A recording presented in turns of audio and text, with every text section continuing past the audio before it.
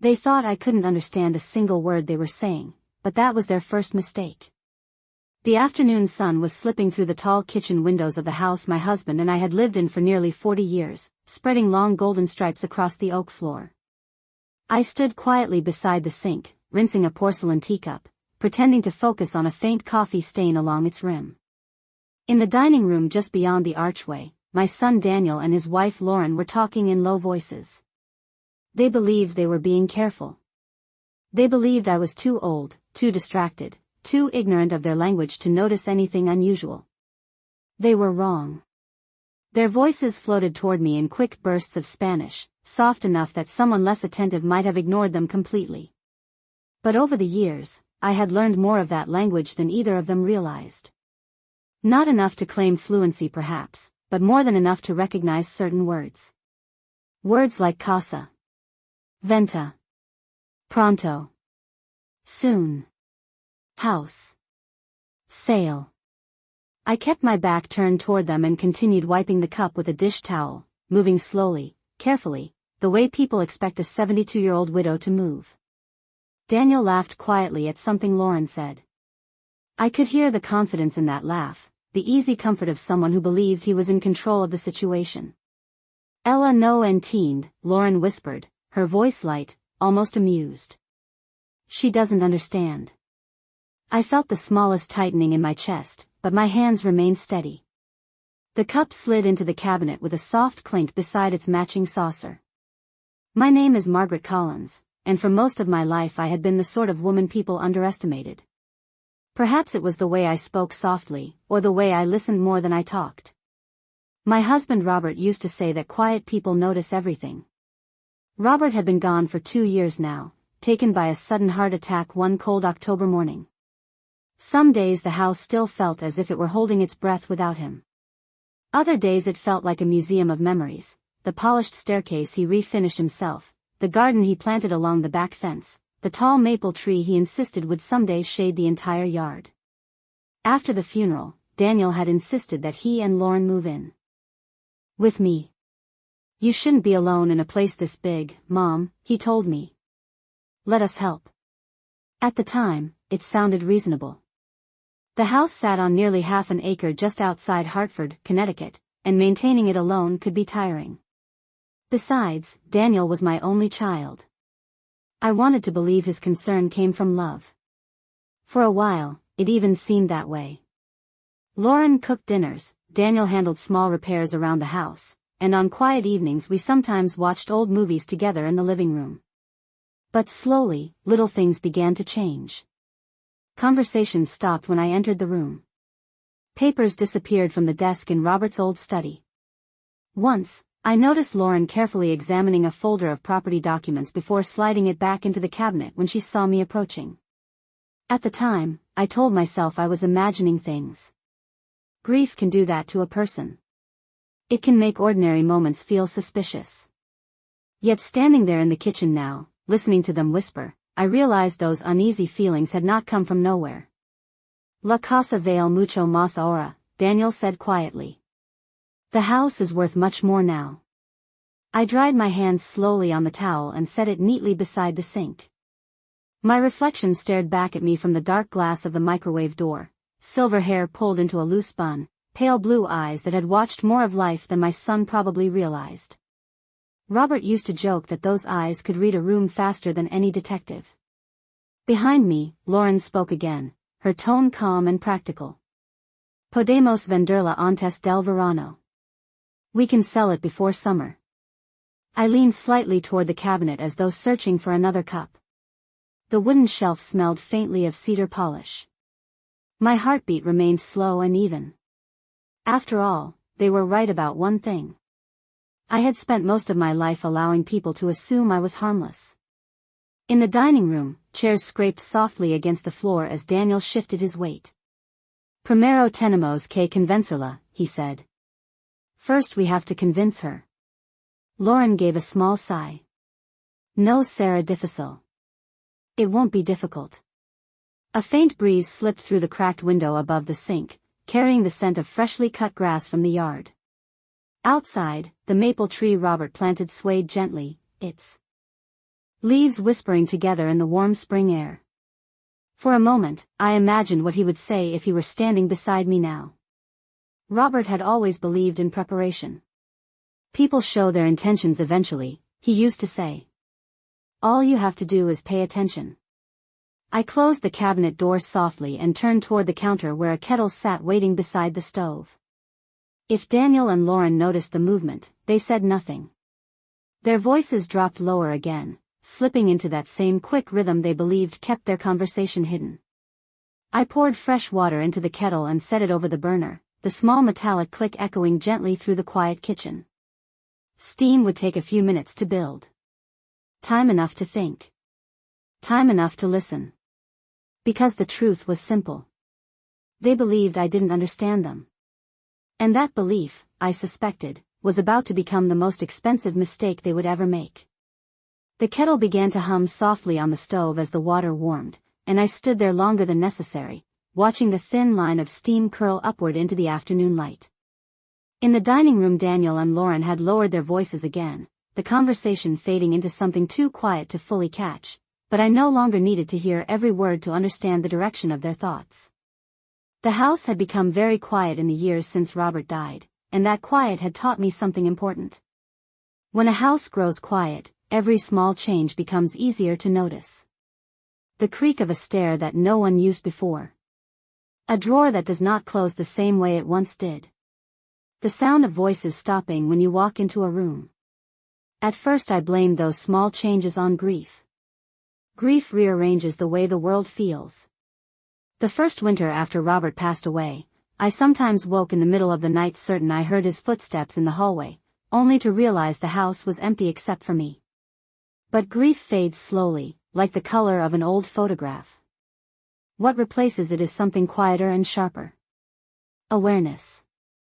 The kettle clicked once, the metal expanding as the heat rose beneath it, and I turned the burner slightly lower. Outside the kitchen window, the backyard stretched across a wide patch of grass that Robert used to mow every Saturday morning without fail.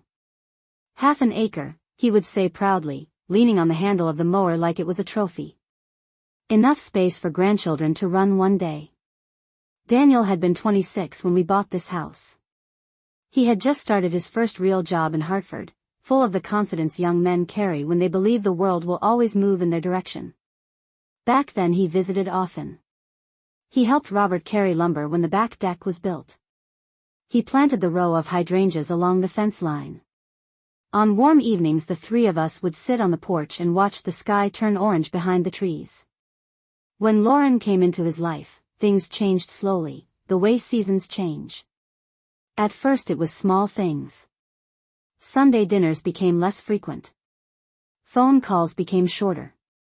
I told myself that was normal. Children grow up. They build their own families. But after Robert died, Daniel suddenly became attentive again, almost urgently so. Within a week he was sitting across from me at the kitchen table saying that living alone was not safe for someone my age. He spoke about responsibility and family and the importance of staying together. Lauren nodded quietly beside him, her expression full of gentle concern. At the time I believed them. I believed that what they offered was kindness. Perhaps part of me wanted to believe it. A large house can feel very empty when only one person lives inside it. So they moved in that spring, bringing with them new furniture, new habits, new rhythms. The first few months felt comfortable enough. Lauren reorganized the pantry with neat glass containers. Daniel replaced the old water heater in the basement. They talked about renovating the guest bedroom, about repainting the upstairs hallway, about small improvements that would make the house better for everyone. But slowly, something shifted. It happened in ways that were difficult to explain at first. Daniel began handling the mail before I saw it. Lauren spent long afternoons at the dining table with stacks of papers that she quickly gathered when I walked by. One afternoon I discovered the lock on Robert's study desk had been changed. When I asked about it, Daniel simply said he wanted to organize some financial documents for me. That was the day the uneasiness first settled in my mind like a small stone dropped into water. The kettle whistled softly, pulling me back into the present moment. I lifted it from the burner and poured the hot water slowly into a ceramic teapot decorated with pale blue flowers. The same teapot Robert bought for me on our 20th anniversary. The steam carried the gentle scent of chamomile as the tea began to steep. I placed 2 cups on a tray out of habit before realizing I only needed 1. Daniel and Lauren rarely joined me for afternoon tea anymore. Their schedules were always too busy. As I stood there holding the tray, their voices drifted in again from the dining room. Lauren sounded confident, almost relaxed. Daniel sounded thoughtful, calculating. I could not hear every word, but certain phrases slipped through clearly enough to form a picture. They spoke about the market. They spoke about timing. They spoke about what would happen after summer. And every time Lauren mentioned me, she used the same quiet reassurance. She does not understand. I carried the tray into the living room and set it carefully on the coffee table beside the window. From that chair I could see nearly the entire backyard and the wide branches of the maple tree Robert planted 25 years ago. The leaves moved slowly in the breeze, casting shifting shadows across the lawn. For a long moment I simply sat there with my hands folded around the warm teacup, listening to the quiet of the house. It was the same quiet that had surrounded me after Robert's funeral, the same quiet that filled the rooms at night when everyone else had gone to bed. But now that quiet felt different. Now it felt like space to think. Because the more I replayed the conversation I had just heard, the clearer something became. Daniel and Lauren believed they were planning something clever. They believed they had time. They believed I was too old, too trusting, too unaware to notice what they were doing. And perhaps that was why they spoke so freely when they thought I could not understand them. The tea had cooled slightly when I finally took the first sip. Chamomile had always been Robert's favorite in the evening. He used to say it helped him think clearly after a long day.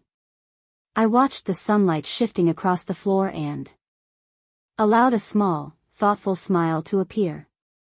Because the truth was beginning to take shape in my mind with surprising clarity. Daniel and Lauren were making plans about my house. The only question left was how far those plans had already gone. And for the first time since I overheard them whispering in the dining room, I realized something else as well. If they believed I did not understand them, then perhaps it would be wiser not to correct that mistake just yet. The following morning the house felt strangely calm, the kind of calm that settles over a place when something important has begun but no one else realizes it yet. Sunlight filtered through the tall windows of the living room, touching the polished wood floor that Robert and I had refinished together nearly 15 years earlier. I sat at the small breakfast table with a cup of black coffee, listening to the familiar sounds of the house waking up. The refrigerator hummed softly. A car passed slowly along the quiet street outside. Somewhere upstairs Lauren was moving through the hallway, her footsteps light but purposeful. I had slept well the night before, which surprised me. Normally when something unsettled my mind I would lie awake for hours, turning possibilities over and over again until morning arrived. But this time the opposite happened.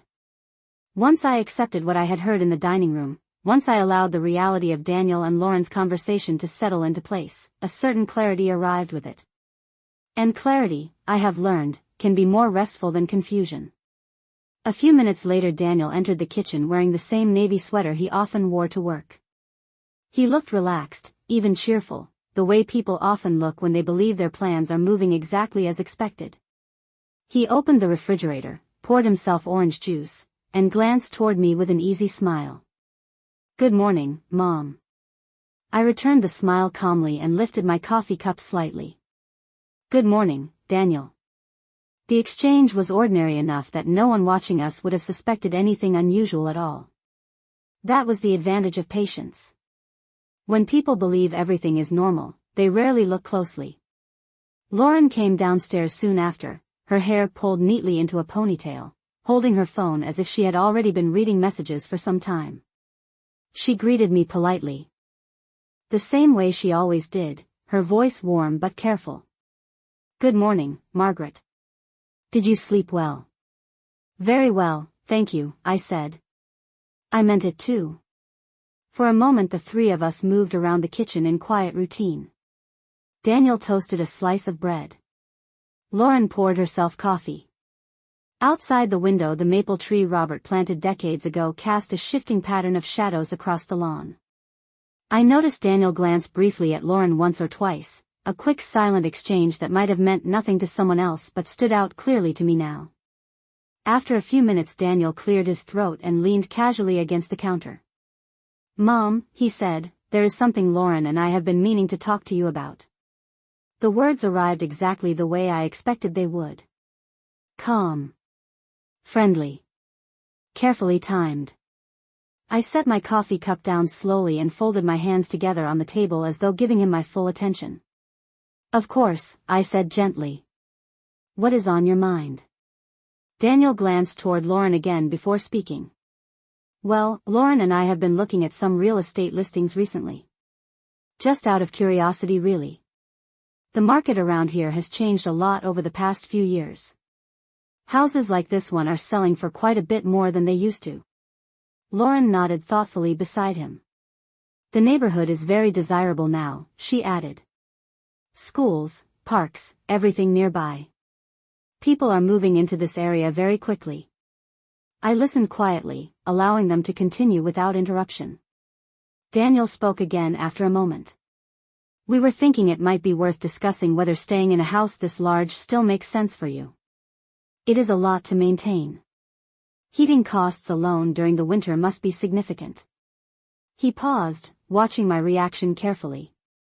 I allowed a small thoughtful expression to appear on my face, the sort of expression a person might make when considering an unexpected suggestion. "I suppose that is true," I said slowly. "Houses do require work." Lauren leaned slightly forward, her voice reassuring. "We were not thinking of anything drastic right away, Margaret. Just exploring options. There are some wonderful retirement communities nearby. Beautiful apartments, community gardens, social activities, everything designed for comfort and safety." Daniel added quickly, "And of course if you ever needed anything we would always be nearby. Family should stay close." Their words flowed smoothly, the kind of well-rehearsed conversation people practice before presenting it. And yet there was something almost fascinating about hearing them explain their ideas so calmly while knowing the conversation they believed I never understood the day before. The contrast made every sentence feel slightly sharper. I looked toward the window again, letting a moment pass as though I were seriously considering what they had said. Outside, a neighbor was walking a golden retriever along the sidewalk, the dog trotting happily beside him in the morning sun. Finally I turned back toward Daniel and Lauren with a quiet nod. "That might be something to think about," I said. "After all, circumstances do change over time." Both of them relaxed visibly at that response, a subtle shift that confirmed more than either of them realized. Daniel smiled in relief. "Exactly. We are not suggesting anything immediate. Just beginning a conversation." Lauren picked up her coffee cup and took a small sip, clearly satisfied that the discussion was moving in the direction they wanted. For the next several minutes the conversation drifted toward safer topics. Weather forecasts. Daniel's upcoming work schedule. A grocery list Lauren had written for the afternoon. Anyone listening would have assumed the earlier discussion was simply another ordinary family conversation. But inside my mind a very different process had already begun. Because once someone reveals the direction of their plans, even accidentally, the next step becomes easier to predict. And as I watched Daniel and Lauren move around the kitchen that morning, speaking casually about everyday things, one thought settled firmly into place. They believed they were guiding me toward a decision about selling this house. What they did not realize was that their plan had already given me the one thing I needed most. Time to find out exactly what they had been preparing behind my back. Later that afternoon the house returned to its familiar quiet rhythm, the kind of quiet that had once comforted me but now felt more like a space for observation. Daniel had left for work shortly after breakfast, his car pulling out of the driveway with the same confident ease I had heard in his voice that morning. Lauren remained inside for a while longer, moving from room to room with the restless energy of someone managing small tasks while thinking about something much larger. I sat in the living room with a book open on my lap, though I had not turned a single page in nearly 20 minutes. From where I sat I could hear the faint clicking of Lauren's laptop keys in the dining room. Occasionally the sound paused, followed by the soft murmur of her voice speaking on the phone. I could not hear every word clearly, but certain phrases drifted down the hallway often enough to paint a picture that was difficult to ignore. She mentioned market timing. She mentioned property values. Once I heard her say the phrase listing strategy. Each time the words reached my ears, I simply turned another page in the book and kept my expression calm. By early afternoon, Lauren gathered her things and announced she was going out to run errands. I nodded politely from my chair and wished her a pleasant afternoon. The moment the front door closed and her car pulled away, the house became very still. It was the kind of stillness that makes every small movement feel louder than usual. I waited a few minutes before standing, listening carefully to make certain the driveway remained empty. Then I walked slowly toward the hallway that led to Robert's old study. The door stood slightly open, just as it had most mornings since Daniel and Lauren moved in. For years that room had been Robert's favorite place in the house. The shelves still held the engineering books he collected throughout his career, their worn spines arranged neatly beside framed photographs from vacations we took decades ago. I stepped inside and closed the door quietly behind me. The desk stood exactly where it always had, a wide oak piece Robert insisted on restoring himself one winter when Daniel was still in high school. I could still remember the smell of wood stain drifting through the house that year. At the time I thought the project was simply another hobby. Now I wondered if Robert had chosen that particular desk for a reason. Slowly I sat in the chair behind it and opened the top drawer. The familiar contents rested neatly inside. Old letters. Insurance papers. Bank envelopes arranged in careful rows. Everything looked exactly as I remembered. But something about Daniel's behavior over the past few months had made me curious about one detail in particular. Earlier that year, I noticed the small brass lock on the lower drawer had been replaced. Daniel claimed it was part of organizing the documents, but the explanation had never felt quite complete. I reached down and pulled the drawer open carefully. Inside sat several file folders arranged in precise order. At first glance the papers looked ordinary enough. Property tax statements. Maintenance records. Utility bills going back several years. But beneath those folders, tucked neatly against the back panel, was a thicker envelope sealed with Robert's handwriting across the front. My name was written there in the steady script I had seen thousands of times during our marriage. Margaret. I stared at the envelope for a long moment before opening it. Inside were several documents printed on heavy paper, each stamped with legal markings I recognized immediately. Robert had always been thorough when it came to planning. He believed that responsibility meant preparing for situations long before they became problems. As I read the first page slowly, the quiet room seemed to grow even quieter around me. The document described a trust arrangement connected to the house.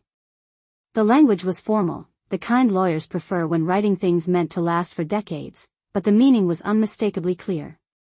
Ownership of the house had been structured very carefully. The trust named me as the primary controller of the property and several related accounts. Certain conditions governed how decisions about the house could be made, and those conditions were written with remarkable precision. I continued reading until the final page, where Robert's signature rested beside the date from nearly 8 years earlier. 8 years. That meant Robert had arranged this long before his heart attack, long before Daniel ever suggested moving back into the house. For a moment I simply sat there with the papers resting in my hands, remembering the way Robert used to look at me when he spoke about planning for the future. He never liked leaving important things to chance. The envelope also contained a letter written in Robert's familiar voice, though expressed in ink rather than speech. The words were simple, almost conversational. He explained that life sometimes changes in ways people do not expect. He wrote that protecting family does not always mean trusting that everything will work out on its own. Sometimes it means creating structures that keep people safe even when circumstances become complicated. I placed the papers carefully back into the envelope and leaned back in the chair. Outside the study window the afternoon sun had shifted across the yard, lighting the maple tree in bright gold. A breeze moved through its branches, sending shadows across the grass in slow patterns. Robert had always loved that tree. He once said it would outlive both of us.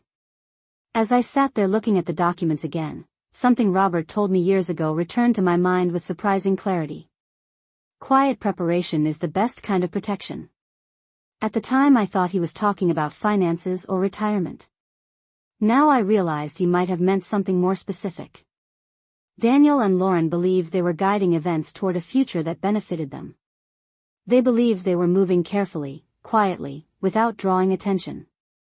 What they did not know was that Robert had already anticipated the possibility of such careful plans long before they ever began. I closed the drawer gently and stood, returning the envelope to its place beneath the folders exactly as I had found it. The study door opened softly as I stepped back into the hallway. From the living room I could see the late afternoon sunlight warming the floorboards, just as it had done every day for decades. The house looked peaceful. Unchanged. Yet now I understood something that Daniel and Lauren clearly did not. The house was not simply a property waiting to be sold.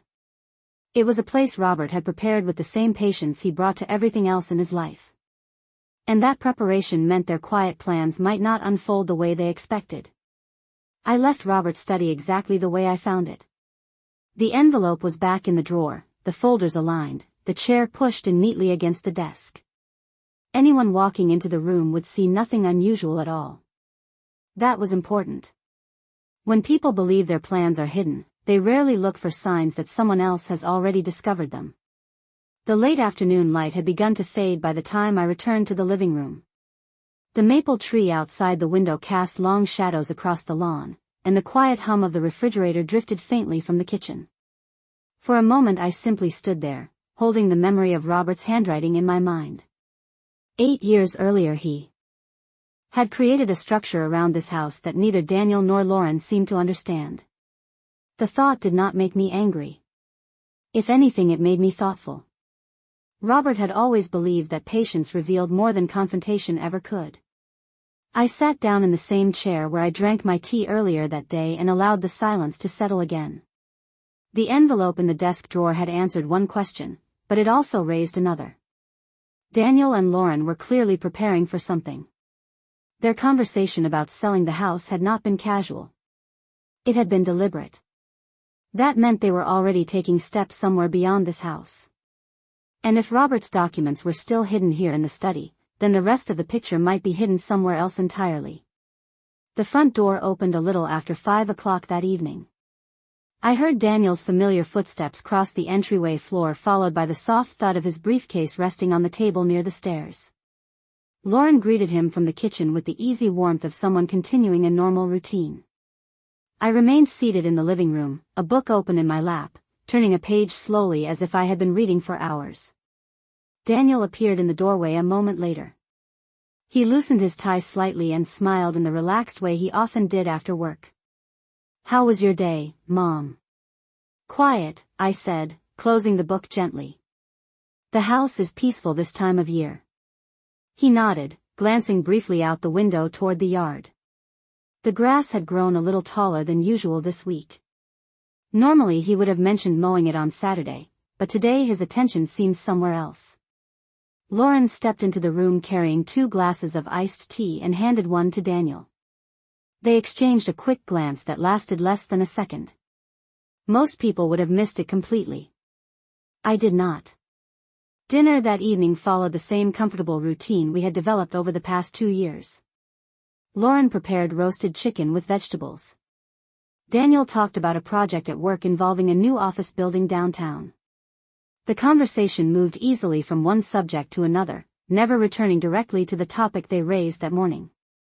Yet every now and then I noticed Daniel watching me carefully, as if measuring whether the idea he suggested had settled into my thoughts the way he hoped it would. After dinner, Lauren cleared the dishes while Daniel carried his laptop into the dining room. I could hear the faint tapping of keys again, the same steady rhythm I noticed earlier that afternoon. Occasionally Lauren joined him, and their voices dropped low as they spoke. Once or twice I heard the word listing again. Another time I heard Lauren say the phrase timing the market. I remained in the living room, knitting quietly beside the lamp while the evening darkened outside the windows. It was nearly 9 o'clock when Daniel finally closed his laptop. Lauren had already gone upstairs, and the house returned once again to its familiar nighttime quiet. Daniel stepped into the living room and leaned casually against the doorway. "Mom," he said, "I hope you are not feeling pressured about what we talked about this morning. There is no rush. These things take time." I set the knitting needles down and looked up at him with a small thoughtful smile. "I appreciate that, Daniel. Big decisions should always be considered carefully." Relief flickered across his expression for just a moment before he nodded. "Exactly. We just want what is best for you." After he went upstairs, I remained in the chair for a long time, listening to the quiet house. The clock on the mantel ticked steadily. Outside, a car passed slowly along the dark street. Somewhere in the distance a dog barked once and then fell silent again. I thought about Robert's letter resting in the study drawer. I thought about the careful language in the trust documents.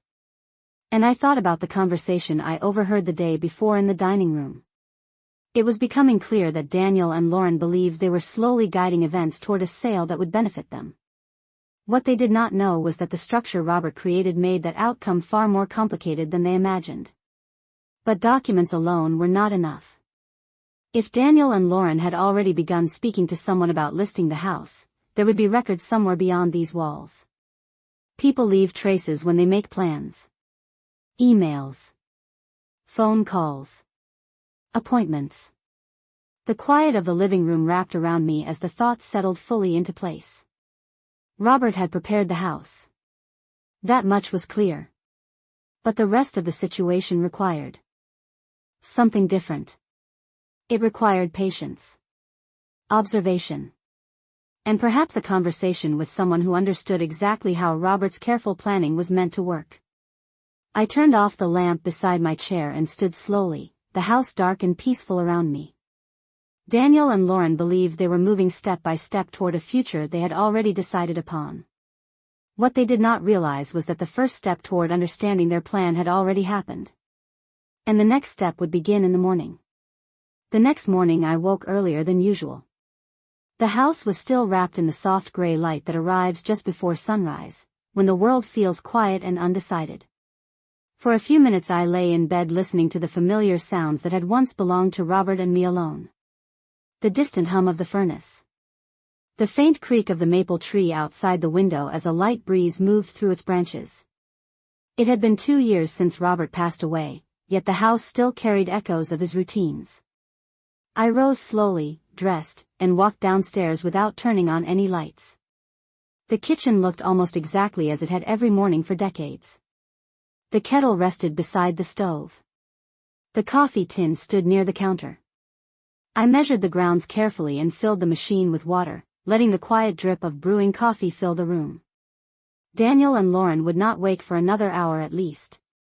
That gave me enough time for the small errand I had decided on the night before. By the time the sun rose fully above the trees, I had finished my coffee and gathered my coat and purse. I wrote a short note and placed it on the kitchen counter where Daniel would see it if he came downstairs before I returned. The note said simply that I had gone out for a morning walk and might stop for coffee in town. That explanation had always sounded ordinary enough in the past. When I stepped outside, the early spring air felt cool and clean against my face. The driveway stones were still damp from overnight dew, and the street was quiet except for a single jogger passing slowly along the sidewalk. I drove into town the way Robert and I had done countless times over the years. The streets of Hartford were just beginning to wake. Store owners unlocked doors. Delivery trucks rolled past intersections. The familiar brick buildings downtown stood exactly as they had for decades. My destination sat near the end of a quiet block where a row of small offices faced the street. The brass plaque beside the door read Harper and Lewis Legal Services. Robert had worked with Ethan Harper for nearly 20 years. I remembered the first time Robert introduced us at a holiday dinner long ago. Ethan had been younger then, newly building his law practice, but even at that time Robert trusted him completely. When I stepped inside, the receptionist greeted me politely and asked if I had an appointment. I explained that I was hoping to speak with Mr. Harper for a few minutes if he was available. She disappeared into the hallway and returned shortly after with a warm smile. Mr. Harper remembers you very well, Mrs. Collins. He said you should come right in. Ethan Harper looked older than the last time I saw him, but his eyes carried the same calm attentiveness I remembered. Margaret Collins, he said as he stood from behind his desk. It has been too long. I suppose it has, I replied gently as we shook hands. The office smelled faintly of polished wood and old paper, the comforting scent of a place where serious matters were handled carefully. He motioned for me to sit across from him. How can I help you today? For a moment I simply placed my purse on the desk and removed the envelope I had taken from Robert's study earlier that morning. Ethan recognized Robert's handwriting immediately. His expression shifted slightly as he opened the envelope and began reading through the documents. He read slowly, occasionally nodding as he reached certain sections. When he finished he leaned back in his chair and folded his hands together thoughtfully. Robert prepared this very carefully, he said. Yes, I replied. That sounds like him. Ethan gave a small understanding smile. Your husband believed strongly in planning ahead. The trust structure here gives you full authority over the property and the financial accounts connected to it. No one else can sell the house or transfer ownership without your approval. I watched his face closely. And if someone attempted to start that process without understanding the trust? Ethan raised one eyebrow slightly. Then the process would stop. Immediately. The title company would discover the trust before any sale could move forward. He paused briefly before adding something else. Robert also included an additional clause. I looked at him with quiet interest. What kind of clause? Ethan opened the folder again and pointed to a paragraph near the bottom of the page. If anyone listed in the trust attempts to pressure you into selling the property or interfere with your authority over it, their inheritance rights can be suspended. Robert called it a protective clause. For a moment the office felt very still. Outside the window I could see people walking along the sidewalk carrying coffee cups and briefcases. Ordinary morning routines continuing as they always had. Ethan looked at me carefully before speaking again. Margaret, has something happened? I took a slow breath before answering. Let us say that I recently overheard a conversation that made me curious about how Robert's planning worked. Ethan studied my expression for a moment before nodding slowly. Your husband anticipated the possibility that circumstances might become complicated after he was gone. That is why he created these protections.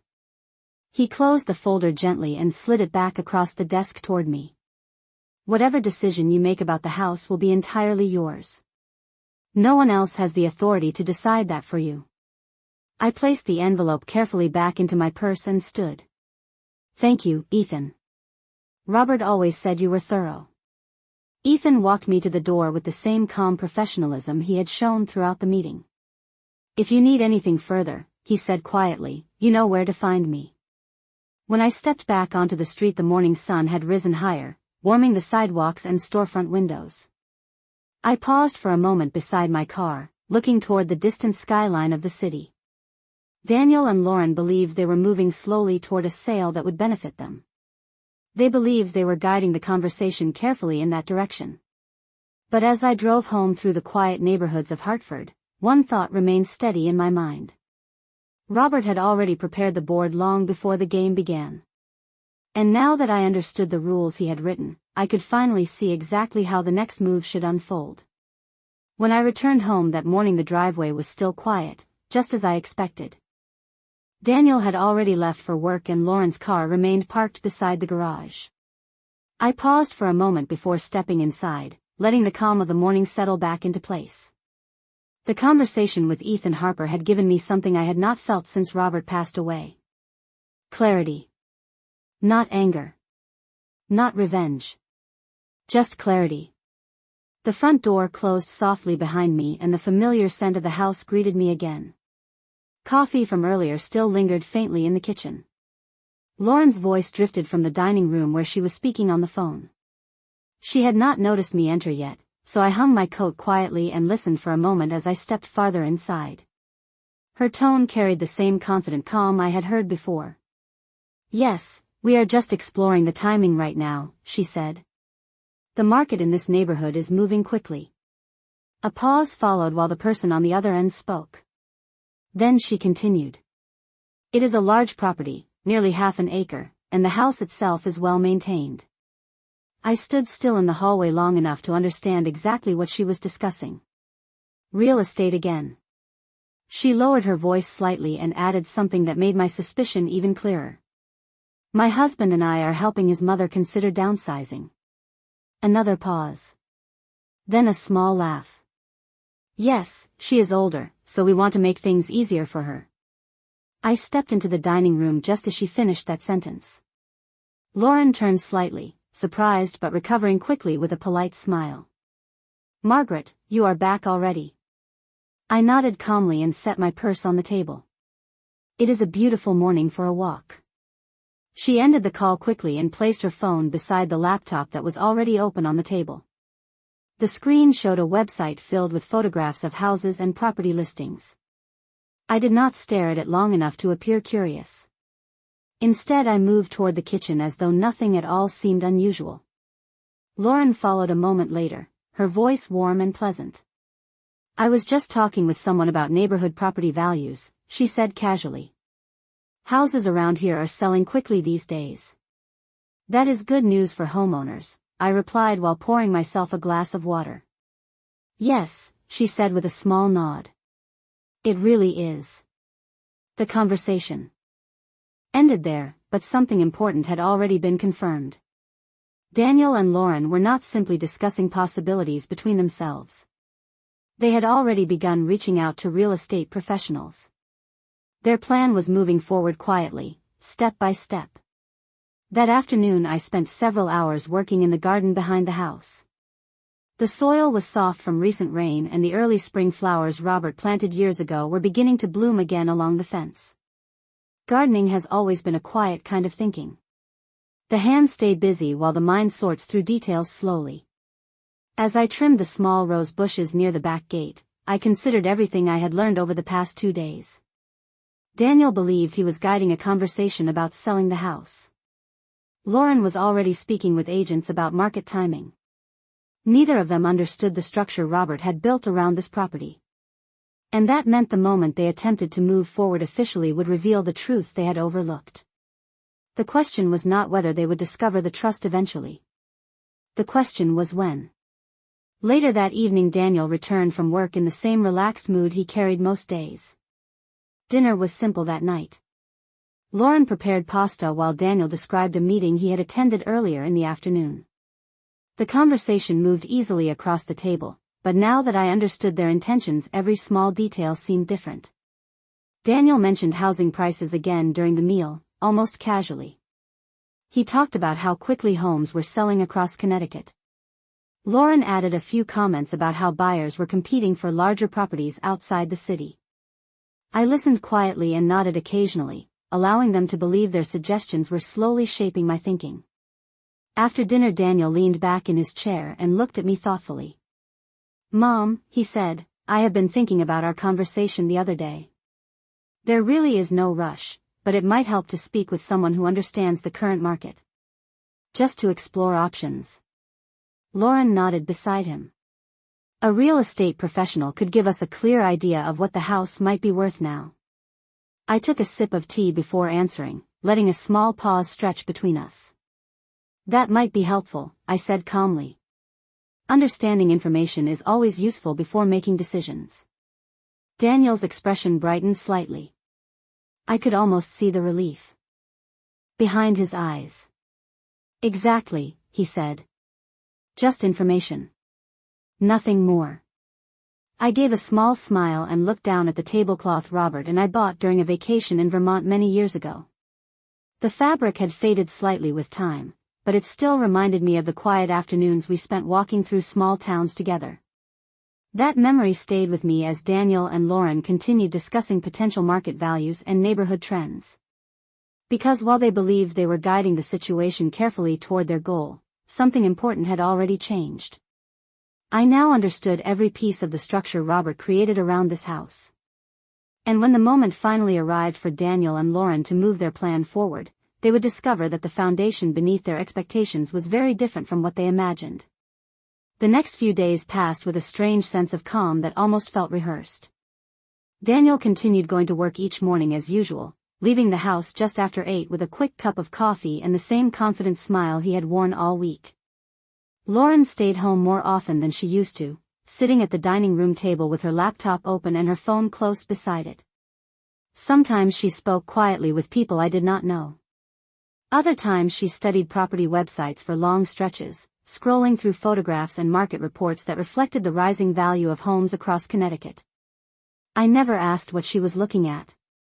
I simply moved through the house the way I always had, tending the garden, preparing meals, folding laundry, allowing them to believe that their careful suggestions about selling the house were slowly shaping my thinking. One afternoon, while I was watering the hydrangeas along the back fence, Lauren stepped outside and joined me near the garden gate. The sunlight had grown warmer over the past week and the first hints of summer were beginning to settle into the neighborhood. She stood beside me for a moment watching the yard the same way someone might examine a property they were trying to imagine on a listing brochure. "It really is a beautiful place," she said after a pause. "Robert always took pride in this yard," I replied gently. Lauren nodded thoughtfully. "I can see why buyers would be interested." I turned off the hose and set it neatly against the fence. "Buyers," I repeated with a small smile. "Houses in this area do not stay on the market very long these days." She seemed pleased by the way I repeated the word. That evening Daniel returned home earlier than usual. His energy carried a quiet excitement that was difficult to miss. During dinner he mentioned again how quickly homes were selling across Hartford County. Lauren added that several properties nearby had received offers within days of being listed. The conversation moved carefully around the same subject until Daniel finally leaned forward in his chair and spoke more directly. "Mom," he said gently, "Lauren and I were thinking it might help to invite a real estate agent to take a look at the house. Just for an estimate. No commitment. Just information." I placed my fork down slowly and looked at both of them. The kitchen light reflected softly off the polished table surface that Robert had restored years ago. "Information can be useful," I said calmly. Daniel's shoulders relaxed immediately. "Exactly. That is all we are suggesting." Lauren added that she already knew someone who specialized in larger homes in this neighborhood. Someone experienced. Someone trustworthy. They spoke with the confidence of people who believed they were guiding a decision toward its natural conclusion. I listened quietly, letting the silence stretch just long enough to make my response feel thoughtful. "If it would help you understand the market better," I said at last, "then there is no harm in letting someone look at the property." Lauren's smile appeared almost instantly. Daniel nodded with quiet satisfaction. I could see the relief in their expressions, the quiet victory they believed they had achieved. The appointment was scheduled for the following afternoon. Lauren spent most of the next morning tidying the house with unusual enthusiasm. She arranged flowers in the living room and opened the curtains to let sunlight fill the rooms. Daniel took the afternoon off from work so he could be present when the agent arrived. I watched their preparations with the same calm patience I had practiced all week. Shortly after 3 o'clock a black sedan pulled into the driveway. A tall woman stepped out carrying a leather portfolio and walked toward the front door with confident professionalism.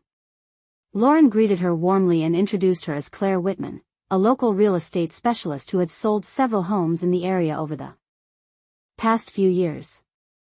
Claire moved through the house carefully, observing each room with a practiced eye.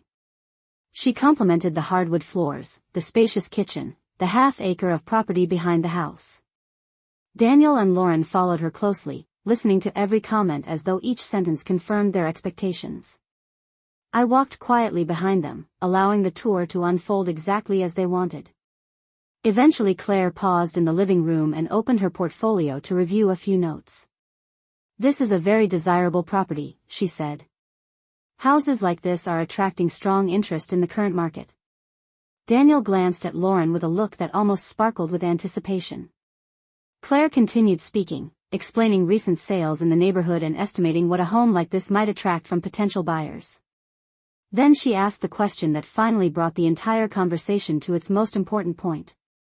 "And who currently holds the title to the property?" Daniel answered quickly. My mother owns the house, but we are helping her manage the process.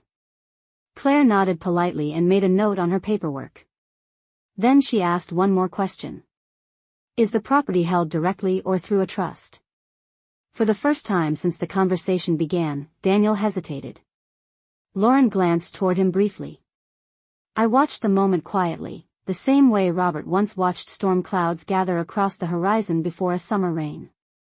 Because the question Claire had asked was not simply a detail on a form. It was the doorway to the truth Daniel and Lauren had never expected to discover. For a moment the living room became completely still after Claire Whitman asked her question. Is the property held directly or through a trust? The words hung quietly in the air like the final note of a piano key that had not yet faded. Daniel looked toward Lauren as if expecting her to answer. Lauren looked back at him with the same brief uncertainty. It was a small pause, but it revealed more than either of them probably realized. Claire noticed it too. Real estate professionals spend their lives reading small signals from clients, and the hesitation between Daniel and Lauren told her immediately that something about the ownership structure had not been fully discussed. I stood near the window beside the old maple tree Robert planted decades ago and watched the moment unfold with calm patience. Daniel cleared his throat softly before answering. I believe the house is simply in my mother's name, he said. Claire nodded politely but did not write anything down yet. Sometimes older properties are placed into family trusts for estate planning purposes, she explained. It helps avoid complications later if the property changes hands. Lauren smiled quickly, eager to keep the conversation moving. That makes sense, she said, but as far as we know the house belongs to Margaret directly. Claire glanced toward me then, her expression professional but curious. Mrs. Collins, she said kindly, would you happen to know if the property is part of a trust arrangement? For a moment I let my gaze rest on the window behind her where sunlight moved gently through the leaves of the maple tree. Robert used to sit beneath that tree on summer evenings with a glass of iced tea and talk about the future as if it were something that could be carefully arranged piece by piece. When I looked back at Claire I gave a small thoughtful nod. Yes, the house is held in a trust that Robert established several years ago. Daniel's posture shifted immediately. Lauren blinked once, surprised but trying to remain composed. Claire wrote something quickly in her notes. That is helpful to know, she said. When a property is held in a trust the trustee must authorize any sale or transfer of ownership. She looked toward me again with professional courtesy. Are you the trustee, Mrs. Collins? I nodded calmly. Yes, I am. Daniel shifted slightly beside Lauren. I had the sense that he was trying to process information that had never appeared in his expectations before. Claire continued speaking in the same steady tone. In that case any potential listing would need to be approved directly by you. We would also review the trust documents to ensure there are no restrictions regarding the property. Lauren's smile returned, though it seemed a little tighter now. Of course Margaret would make the final decision, she said quickly. We are simply helping her understand the market. I appreciated the way Claire handled the conversation. She remained neutral, professional, focused entirely on the process rather than the tension slowly forming beneath it. That is very thoughtful of you, she said to Daniel and Lauren. Family support can be very helpful when someone is considering a move. Daniel nodded but did not speak immediately. I could see him thinking carefully, perhaps wondering why he had never heard about the trust before. The truth was simple. Robert had not discussed every detail of his planning openly with Daniel because Robert believed preparation worked best when it remained quiet until the right moment arrived. Claire closed her portfolio after finishing her notes. Based on what I have seen today, she said, the house could attract strong interest if you ever decided to list it. The location, the size of the property, the condition of the home. All of those factors work in your favor. Daniel seemed encouraged by that statement and asked several questions about potential buyers and listing timelines. Claire answered them clearly, explaining how properties were marketed and how offers were reviewed. I listened quietly while the conversation moved through those details. When they finished, Claire turned to me once more. Mrs. Collins, she said gently, if you ever decide to explore selling the property, I would be happy to assist you. But of course the decision is entirely yours. I smiled politely. Thank you, Claire. I appreciate your time today. She gathered her papers and Daniel walked her to the front door. Lauren followed a moment later, thanking her again for coming. When the door closed and the sound of her car faded down the street, the house returned to its familiar quiet. Daniel stood near the entryway for a moment before turning toward me. Mom, he said slowly, I did not realize the house was placed into a trust. Robert arranged it years ago, I replied calmly. He believed it was the best way to protect the property. Lauren stepped closer, her voice careful. Protect it from what? I looked toward the maple tree outside the window again before answering. Robert believed that sometimes people make decisions too quickly when emotions or expectations become involved. The trust simply ensures that any decision about this house will be made carefully and by the person responsible for it. Daniel studied my expression as if seeing something he had not noticed before. And that person is you, he said quietly. Yes, I answered. That person is me. The room fell silent again for a few seconds. Lauren finally gave a polite nod. That makes sense, she said softly. Daniel glanced once more at the window, at the yard Robert once cared for. Every weekend, at the house that had belonged to our family for nearly 40 years. Then he gave a small thoughtful nod as well. Whatever you decide, Mom, we will support you. I returned the nod gently, though inside my mind the situation had already become perfectly clear. Daniel and Lauren had believed they were guiding the future of this house step by step toward their own expectations. But now the truth had appeared quietly in the middle of their plan, just as Robert had prepared years earlier. And as the evening sunlight moved slowly across the living room floor, I realized something Robert understood long before any of this began. Sometimes the strongest protection is not confrontation or argument. Sometimes it is simply patience, waiting until the moment arrives when the truth reveals itself without needing to be forced.